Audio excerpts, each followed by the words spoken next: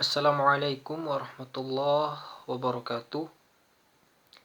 Perkenalkan, nama saya Maulana Rizky Fatahila, kelas AS 3A dengan NIM 1911030. Video ini saya buat untuk memenuhi tugas yang telah Ibu Kartika berikan dalam hal menanggapi tentang dualisme hukum agraria. Maka dengan ini saya akan menanggapi hal tersebut. Pada masa sebelum berlakunya Undang-Undang Pokok Agraria, hukum tanah di Indonesia masih terkandung corak dualisme, di mana peraturan-peraturan agraria terdiri dari peraturan-peraturan yang bersumber dari hukum adat, yang dimana hukum yang sudah lama melekat di masyarakat Indonesia. Dan yang kedua adalah hukum barat, hukum pemerintahan kolonial Belanda. Masyarakat pribumi tunduk pada hukum barat dan hukum adat, sedangkan pemerintah kolonial Belanda tidak memperdulikan hukum adat yang sudah ada turun-temurun di masyarakat Indonesia.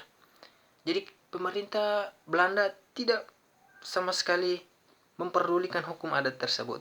Padahal hukum adat telah lama ada di Indonesia. Karena hukum itu turun-temurun dari nenek moyang. Dualisme dalam hukum tanah bukan disebabkan karena para pemegang hak atas tanah, melainkan karena perbedaan hukum yang berlaku terhadap tanahnya. Tanah dalam hukum Indonesia mempunyai status dan kedudukan tersendiri, terlepas dari status hukum yang subjeknya yang mempunyai. Di samping itu, dualisme hukum tanah juga menimbulkan berbagai masalah hukum antar golongan yang serba sulit, sehubungan dengan adanya dualisme tadi dalam hukum perdata. Sejalan dengan KUH Perdata, maka hukum tanah barat yang konsepsinya berlandaskan individual liberalisme dengan kebebasan berusaha dan bersaing yang sekedar dibatasi menurut keperluan sesuai pertimbangan politik ekonomi, sosial, dan kenegaraan publik yang berkuasa di negara yang bersangkutan. Hal tersebut bertentangan dengan konsepsi yang mendasari hukum tanah nasional yang tersirat dalam sila-sila Pancasila. Oleh karena itu, kelangsungan berlakunya hukum tanah barat tersebut tidak dapat dibenarkan.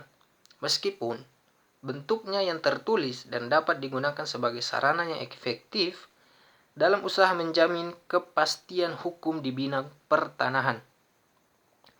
Orientasi kebijakan pertanahan pada zaman Belanda dalam mengatur kepemilikan penguasaan tanah lebih memberikan prioritas atau peluang terhadap warga negara Belanda dan warga negara asing, bukan kepada warga pribumi, serta badan hukum Belanda dan badan hukum asing lainnya daripada kepada penduduk pribumi. Maksud dan tujuannya agar tanah-tanah di Indonesia bisa dimanfaatkan untuk membangun industri dan pertambangan.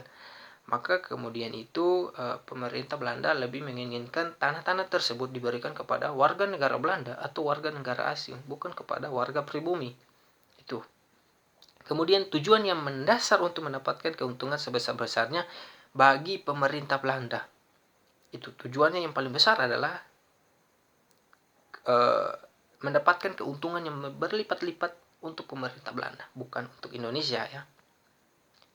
Dasar politik agraria kolonial adalah prinsip dagang, yaitu mendapatkan hasil bumi atau bahan mentah ya dengan harga yang serendah-rendahnya, kemudian dijual dengan harga yang setinggi-tingginya.